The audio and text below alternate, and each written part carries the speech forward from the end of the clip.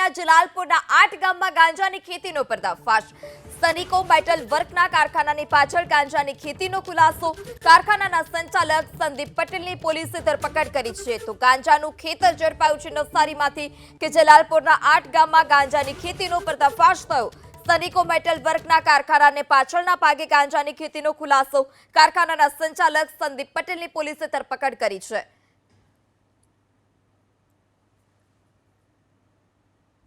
સુનિકો metal works નામના કારખાનાની અંદર એનું માલિક સંદીપ છોટુભાઈ પટેલ 8 ગામનો રહેવાસી ત્યાં ગાંજાનો વાવેતર કરતો હતો। ત્યાં ગયા પછી પોલીસ દ્વારા 8 ગાંજાના ઝાડનું વાવેતર પકડવામાં આવ્યું છે, જેની કુલ કિંમત 37,740 રૂપિયા થાય છે।